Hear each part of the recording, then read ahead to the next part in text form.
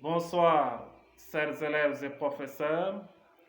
Je tiens au préalable de préciser avec authenticité que je suis comblé de bonheur de vous retrouver aujourd'hui dans ce foyer du donner et du recevoir. Toujours dans le cadre de l'éducation, nous allons aujourd'hui essayer ensemble d'étudier le chapitre 1 du programme d'histoire contemporaine de la troisième, intitulé La révolution industrielle et ses conséquences.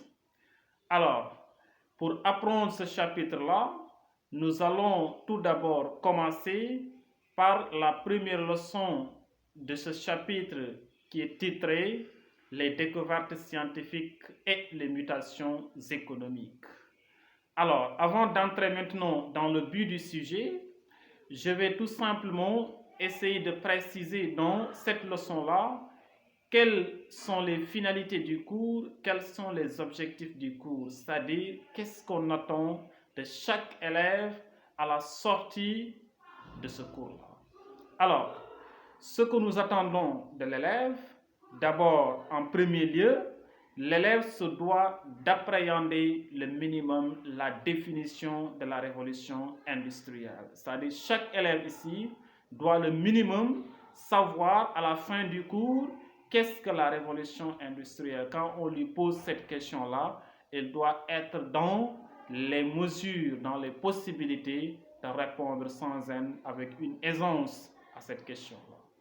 Après avoir cela, chaque élève aussi se doit de comprendre surtout quels sont les facteurs responsables, c'est-à-dire quelles sont les causes qui ont perpétré ou encore qui ont engendré la naissance de la révolution industrielle, c'est-à-dire la naissance de cette révolution industrielle. Alors, après les facteurs de la révolution industrielle, les élèves aussi, vous devez savoir le minimum quelles sont les découvertes scientifiques qui ont été effectuées pendant cette période-là. Après maintenant les découvertes scientifiques, chaque élève aussi doit au minimum comprendre quelles sont quand même les mutations économiques, c'est-à-dire les changements qui sont intervenus dans les secteurs d'activité dans les secteurs d'activité économique. Alors, donc, ce sont ces objectifs-là que le cours quand même dégage, c'est-à-dire chaque élève quand même, je l'inviterai solennellement à essayer le minimum de comprendre ça à la fin de la lecture de la vidéo. Alors, pour commencer, je vais d'abord préciser le plan que nous allons obéir au cours de notre réflexion, au cours de l'examen du sujet. Alors, juste après l'introduction, nous allons voir en grand 1 les facteurs de la révolution industrielle. Après le grand 1, les facteurs de la révolution industrielle, en grand 2, nous allons étudier tout simplement les découvertes scientifiques, c'est-à-dire quelles sont les inventions qui ont été effectuées pendant cette période-là. Après le grand 2 maintenant, en grand 3, ça pour terminer, nous allons essayer d'étudier tout simplement ce qu'on appelle ici les mutations économiques. Et dans ces mutations économiques-là, nous allons partir s'interroger dans le domaine agricole, c'est-à-dire dans le domaine de l'agriculture, les changements, et dans le domaine industriel, mais aussi dans le domaine du transport et du commerce. Donc, voici le plan que nous allons obéir ici après la conclusion. Voici donc le plan que nous allons obéir au cours de notre réflexion du sujet. Donc, pour commencer, on dit souvent, avant d'étudier une chose, il faut d'abord la connaître. C'est ce qui donc va me renvoyer directement à s'interroger sur la question de la définition de la révolution industrielle, du concept de la révolution industrielle, c'est-à-dire qu'est-ce que la révolution industrielle? Alors, face à cette question, nous allons tout simplement, quand vous analysez l'expression de révolution industrielle, ici il y a révolution qui traduit changement, qui traduit bouleversement, qui traduit mutation, qui traduit également modification, c'est-à-dire, ce sont des synonymes tout simplement que je donne sur le terme révolution. Après révolution, vous avez industriel, qui nous renvoie tout simplement à l'industrie. Alors, si donc j'avais peut-être à faire une définition, faire une définition de cette révolution industrielle, je vais tout simplement dire la révolution industrielle est le passage d'une économie agraire et artisanale à une économie dominée par l'industrie et le machinisme. Donc, partant de la définition, vous entendez ce terme du passage, quand je dis la révolution industrielle, est le passage d'une économie agraire et artisanale à une économie dominée par l'industrie et le machinisme. Dès l'instant que nous parlons ici, nous évoquons ici le mot passage, nous avons donc l'impression ici qu'il y a eu ce qu'on appelle un décalage, c'est-à-dire nous avons quitté une phase à une autre phase, on a quitté une époque à une autre. Alors, c'est ce déplacement, ce décalage signifiant pendant cette période-là qui fait qu'ici, on l'a qualifié de révolution industrielle, de passage. Alors, qu'est-ce qui caractérise ces deux phases-là? La première phase que nous avons quitté une phase où la production économique ou les outils d'activité économique étaient des outils traditionnels. C'est-à-dire, l'économie se produisait de façon agraire, de façon artisanale, de façon traditionnelle, de façon ancienne. Nous allons donc quitter cette phase-là pour aller vers une phase moderne, vers où l'économie sera modernisée, où les outils de production économique seront perfectionnés. Et c'est ce perfectionnement qui a ici engendré ce qu'on appelle des changements.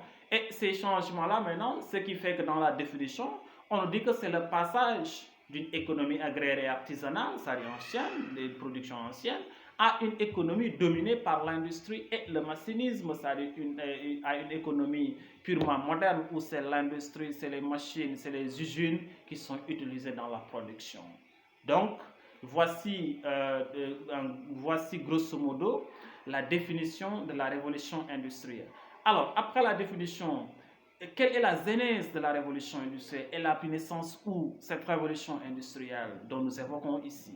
Alors, la révolution industrielle, c'est de savoir, d'appréhender qu'elle a pris naissance en Grande-Bretagne ou encore au Royaume-Uni. Ce que vous entendez, c'est l'Angleterre. Elle a pris naissance en Angleterre à partir du XVIIe siècle pour ensuite se propager dans le reste de l'Europe et du monde également.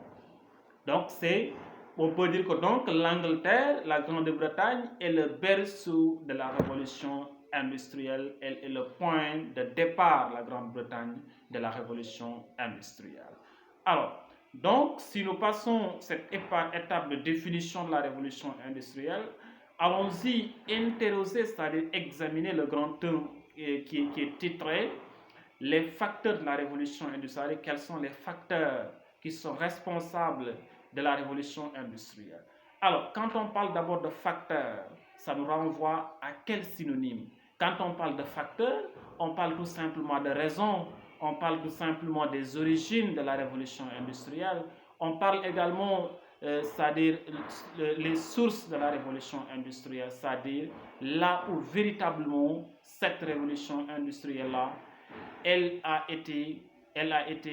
pris naissance, c'est-à-dire le pourquoi de la révolution, c'est-à-dire ce qui a donné, ce qui a provoqué la révolution industrielle, c'est ce qu'on appelle ici les facteurs, les causes de la révolution industrielle. Alors, ces causes-là, pour les étudier, nous allons d'abord en premier lieu comprendre que les facteurs de la révolution industrielle s'expliquent en partie tout simplement par l'effort de l'État, c'est-à-dire le rôle que l'État a joué. Alors, ici, pourquoi on dit que l'État est un facteur? Le rôle de l'État ou encore le rôle du gouvernement? Le gouvernement a joué un rôle prépondérant en faisant la multiplication des universités et des écoles, mais aussi en créant plusieurs laboratoires qui ont permis aux scientifiques de passer à plusieurs inventions, à plusieurs créations.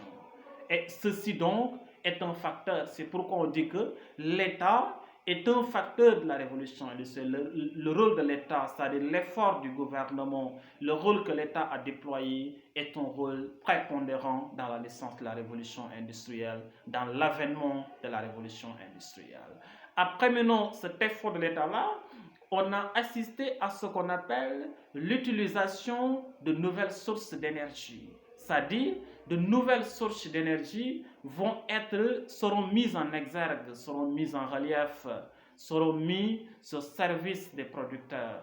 Alors, ces nouvelles sources d'énergie-là, c'est d'abord l'apparition du charbon, mais aussi de la houille.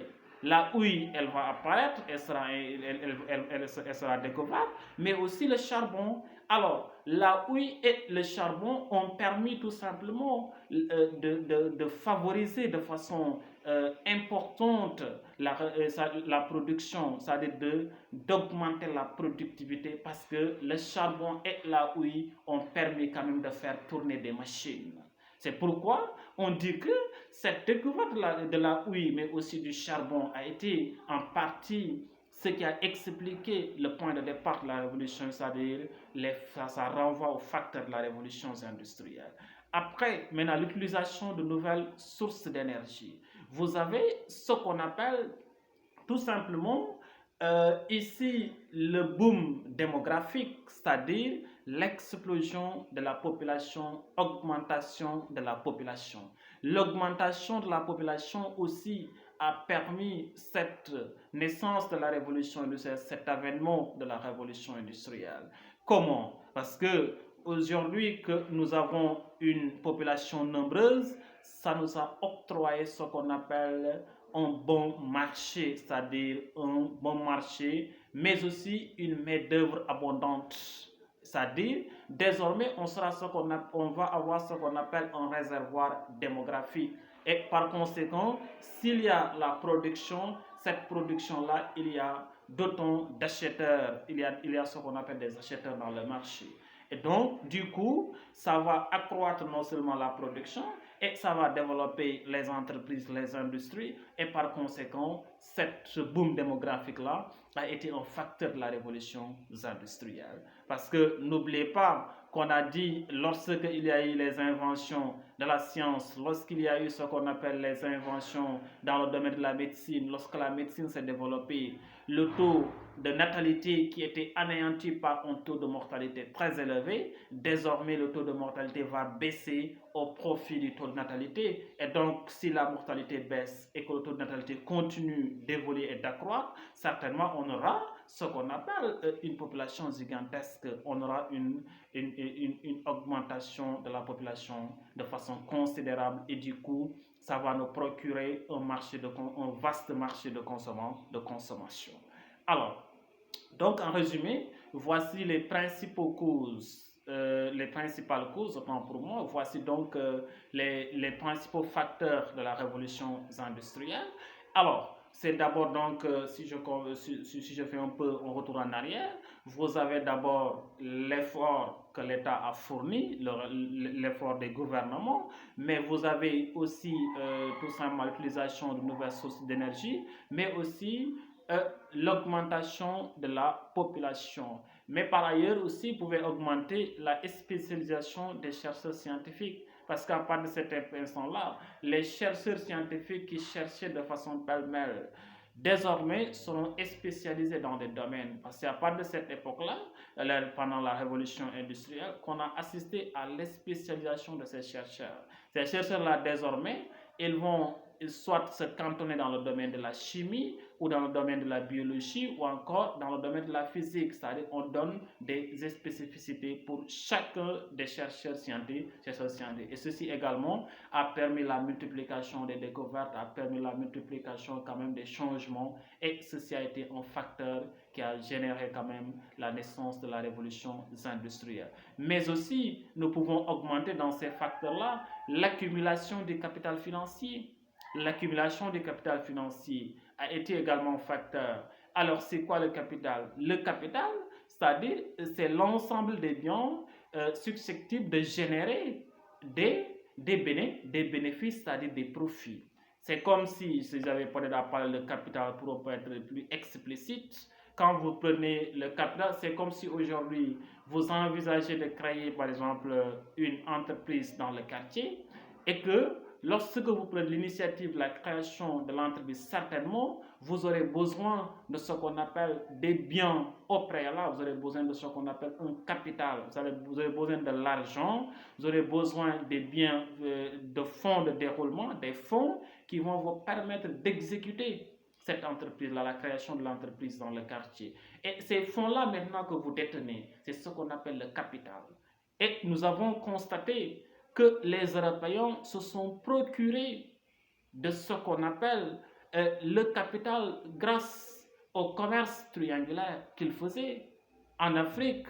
Ce commerce triangulaire-là leur a permis ultérieurement d'avoir ce qu'on appelle un capital important, capital financier très important, et qui a quand même boosté l'Europe dans la naissance de la révolution industrielle.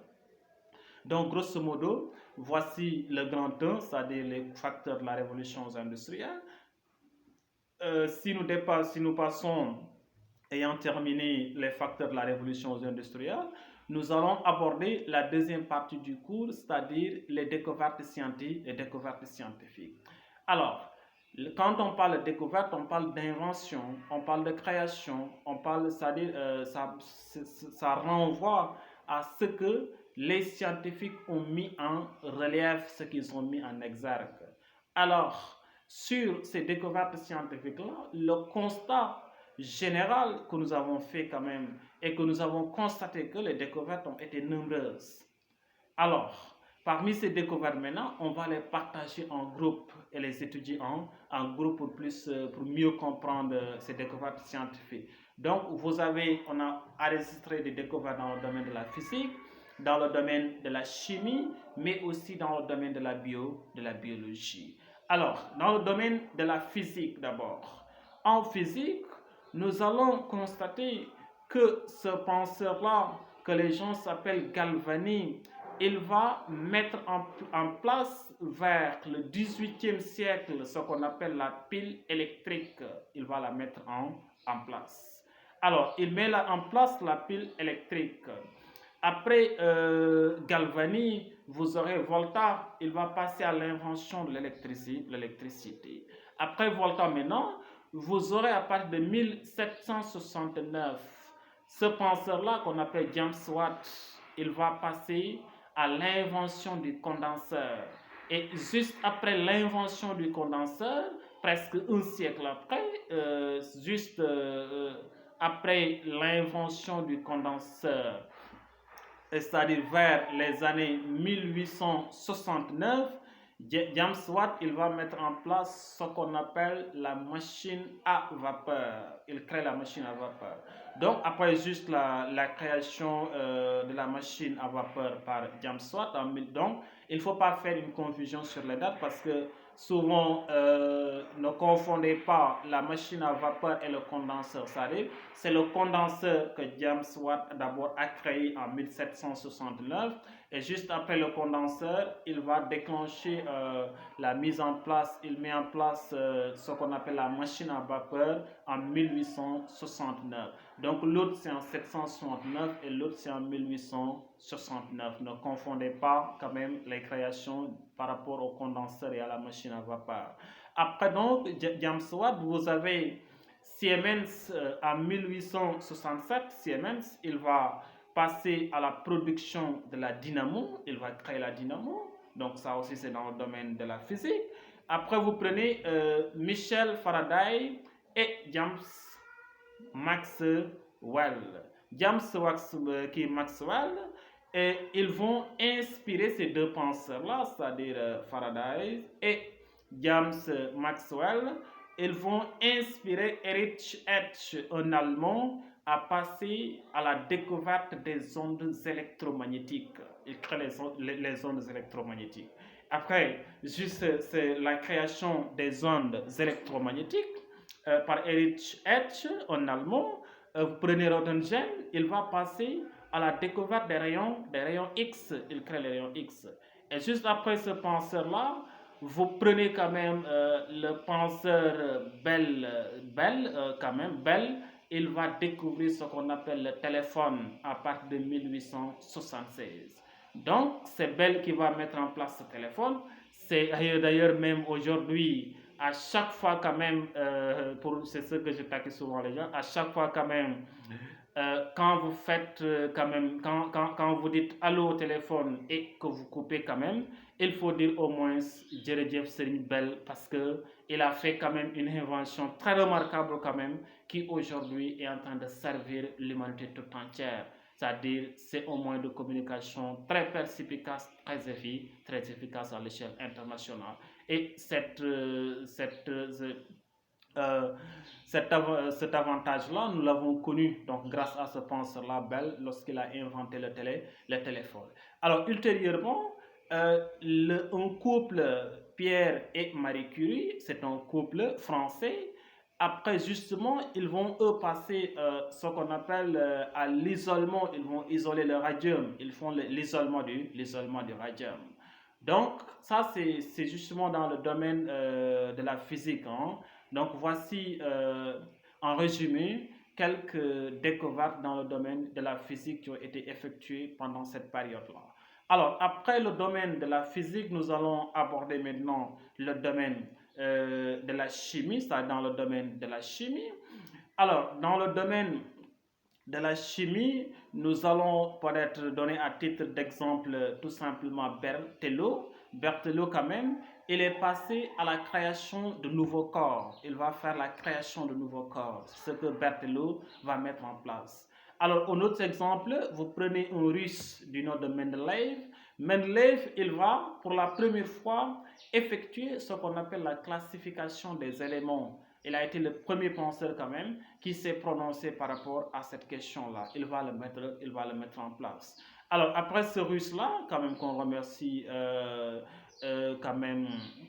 qu'on remercie infiniment grâce à sa découverte, c'est-à-dire la classification des éléments. Donc voici donc quelques éléments quand même. Et après ça maintenant, vous allez constater que pendant cette période, l'électrochimie va se développer. L'électrochimie, c'est-à-dire, c'est une branche quand même, l'électrochimie, c'est là où on fait la production des plastiques. Ça va commencer à se développer juste après ces inventions. Mais aussi la biochimie va se développer à cette période.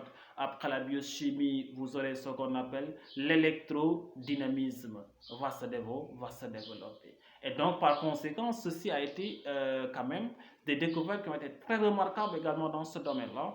Donc, en résumé également, dans le domaine de la chimie, voici quelques inventions et quelques penseurs quand même qui ont contribué fortement à l'avancée de cette création, à l'avancée, c'est-à-dire dans le domaine de la création. Alors, j'en passe pour aborder le domaine de la biologie. Alors, la biologie, dans certains documents, on va parler du domaine de la biologie ou de la médecine. Bon, pratiquement, c'est la même chose. Dans tous les cas, retenez que quand on vous parle du domaine de la médecine, ça fait référence à la biologie. Et quand on vous parle également de la biologie, qu'on parle généralement de la médecine, c'est ce qui est important. Alors, dans le domaine, dans ces deux domaines-là, maintenant, nous allons prendre à titre d'exemple, pour un guise d'illustration, nous allons tout simplement prendre ce penseur que nous tous nous connaissons et que vous-même, qu'on a fait en classe, Louis Pasteur. Louis Pasteur, il va découvrir les microbes, mais aussi les microbes et leur responsabilité dans les maladies mortelles. C'est ce que, quand même, Louis Pasteur, c'est en français, c'est ce qu'il va découvrir.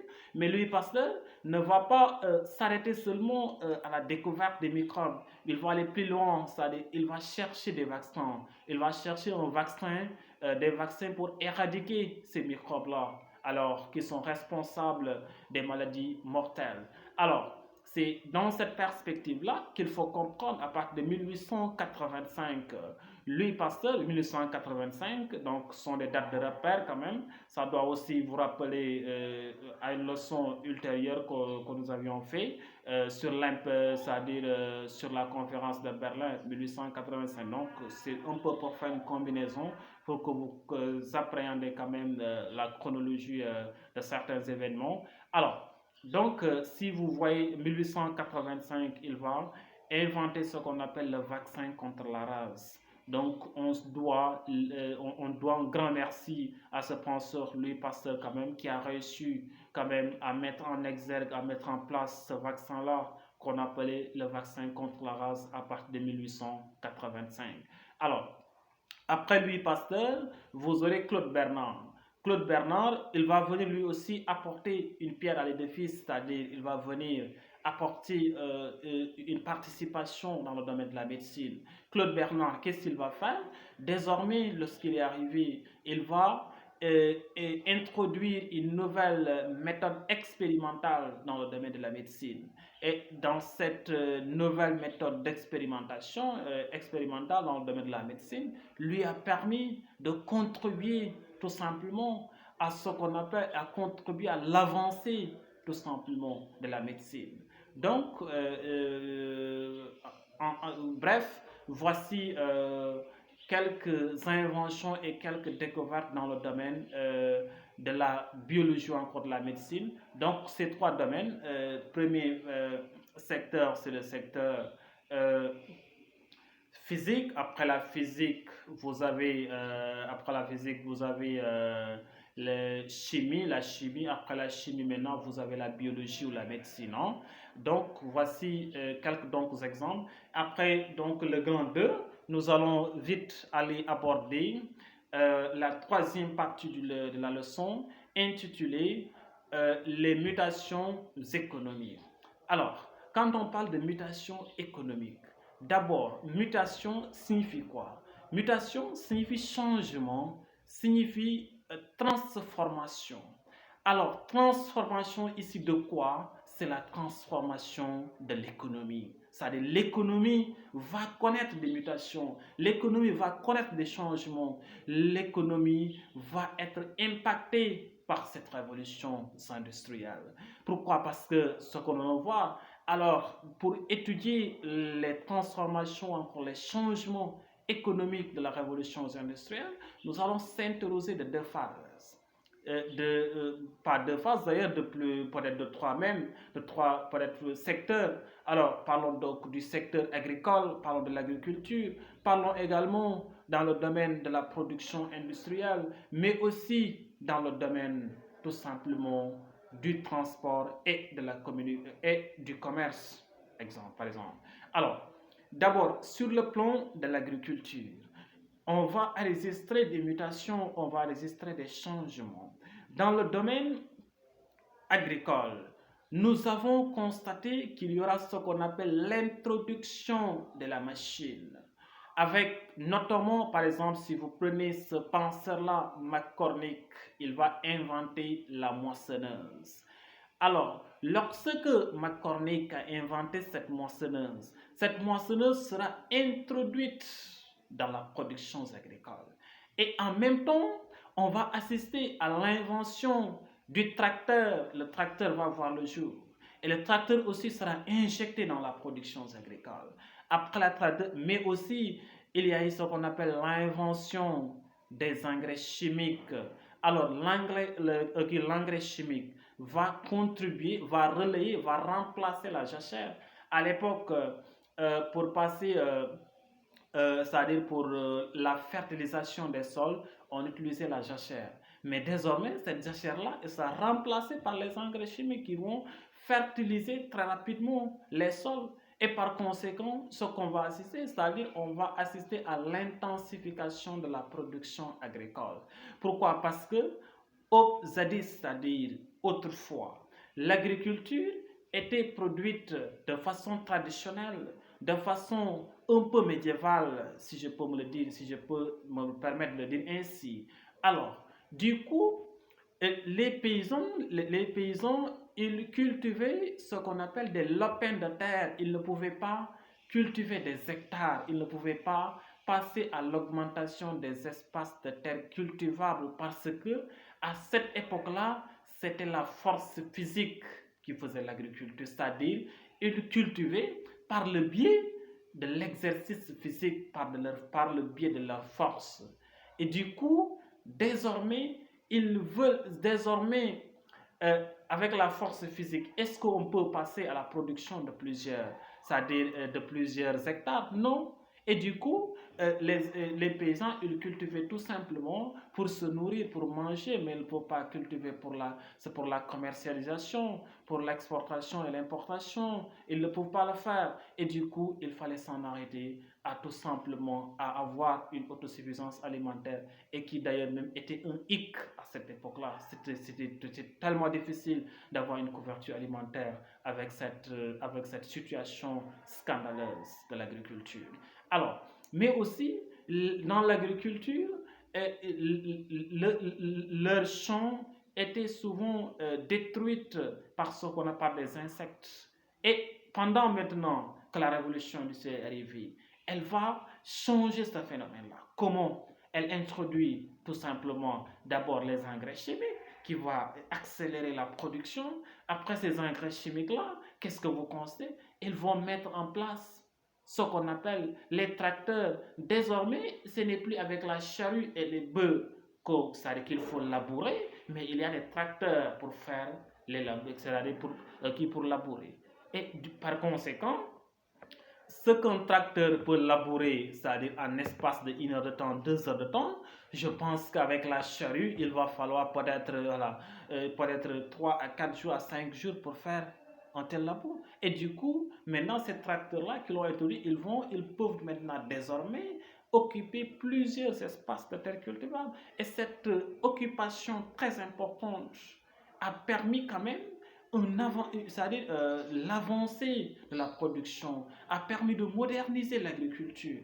Et mais aussi désormais, l'agriculture la production va s'intensifier de sorte que on aura des stocks et non seulement il y aura la couverture et l'autosuffisance alimentaire et en même temps on peut passer donc à la commercialisation, ce qui a impliqué ultérieurement l'agrobusiness.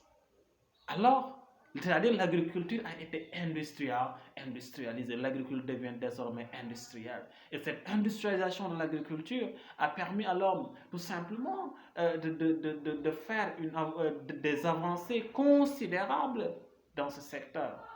Donc, bref, voici en quelque sorte les mutations, les changements que l'agriculture a connus pendant cette période et pendant cette phase-là, lorsque la révolution industrielle a mis sa main sur l'agriculture. Alors, après le secteur agricole, vous avez ce qu'on appelle l'industrie. L'industrie va se développer de façon considérable. Alors, lorsque l'industrie, ici, on va avoir désormais ce qu'on appelle des industries lourdes, c'est-à-dire des industries qui désormais vont se concentrer sur la construction navale, c'est-à-dire sur la fabrication des bateaux, mais aussi sur la construction des avions, sur la construction également des voitures. Alors, donc cette industrie-là désormais, elle est devenue une industrie lourde.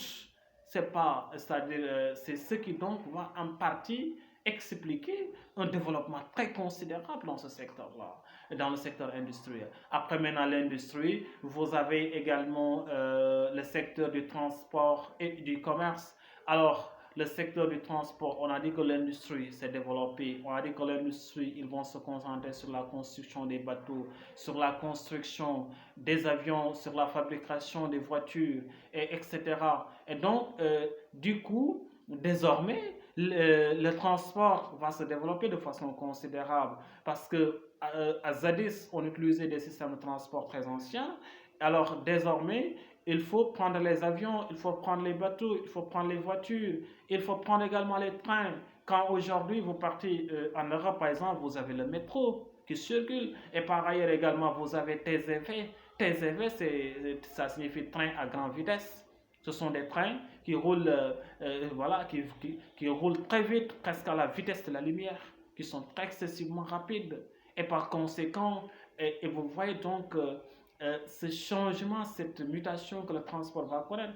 Et maintenant, ce transport-là qui s'est développé maintenant, ça va faciliter les déplacements des êtres humains, mais aussi ça va faciliter dans le domaine du commerce ce qu'on appelle les exportations et les importations, et ça va encore plus faciliter les échanges entre les États, entre les continents. Et par ailleurs, ils vont percer des canaux. C'est l'exemple, par exemple, si vous prenez le canal de Suez a été percé vers les années 1869. Après le canal de Suez, vous aurez aussi le canal de Panama qui sera percé. Tout ça sont des voies qui ont, on va assister à une modernisation très considérable dans le temps sur le plan sur le secteur, si vous prenez dans le domaine du transport et du commerce également. Donc, grosso modo, voici l'essentiel du cours sur les découvertes scientifiques et les mutations économiques. Certainement, après, je vais vous mettre en bas. C'est-à-dire, je vais vous envoyer tout simplement après des exercices d'application. C'est-à-dire, vous aurez après une dissertation à faire et un commentaire. Et après, on va faire la dissertation et le commentaire et revenir un peu également sur la méthodologie de la dissertation et du commentaire juste après que vous allez suivre la vidéo.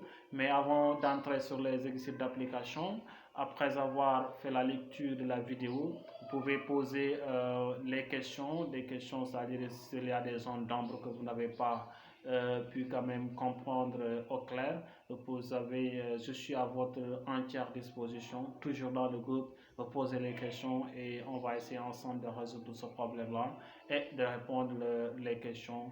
Merci beaucoup, à bientôt, passez une excellente nuit. Merci.